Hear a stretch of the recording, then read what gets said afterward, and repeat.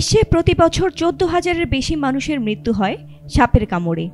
তবে সাপের কামড় খেয়ে এর চেয়ে বেশি মানুষ স্থায়ীভাবে অক্ষম হয়ে পড়েন। সাপের বিষ শরীরে এত দ্রুত ছড়িয়ে পড়ে যার ফলে কোনো প্রতিষেধকই সহজে কাজ করে না। বর্তমানে প্রচলিত অ্যান্টিভেনমও কেবলমাত্র নির্দিষ্ট প্রজাতির কিছু সাপের বিষের উপরই কাজ করতে পারে।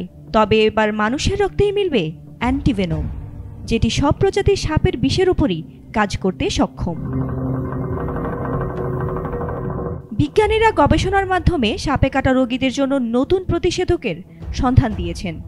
এটি কোনো সাপের বিষ থেকে তৈরি নয়, বরং সাপে কাটা মানুষের রক্ত থেকেই তৈরি করা হয়েছে অ্যান্টিভেনম। শুনতে অবাক লাগলেও এমন অসাধ্য সাধন হয়েছে এক সাপে কাটা ব্যক্তির রক্তের নমুনায়। যুক্তরাষ্ট্রের বাসিন্দা টিম ফ্রিড নামের এক ব্যক্তি, যার নেশা সাপ নিয়ে কাজ করা।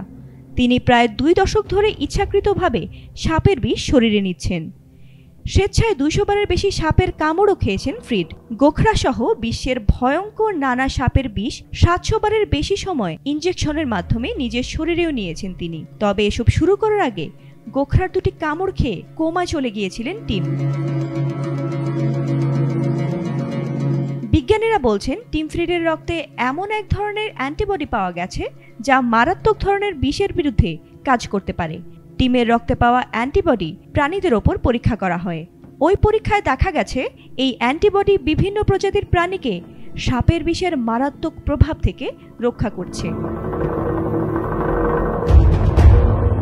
টিম ফ্রিডের 18 বছরের এই প্রচেষ্টা সব ধরনের সাপের কামড়ের বিরুদ্ধে একটি সার্বজনীন অ্যান্টিভেনম তৈরির ক্ষেত্রে গুরুত্বপূর্ণ পদক্ষেপ হতে পারে বলে আশা করছেন গবেষকরা, যার ফলে মানুষের রক্ত থেকেই মিলতে পারে সাপে কাটা রোগীর প্রতিষেধক। ফাতিমা সুলতানা, এটিএন বাংলা।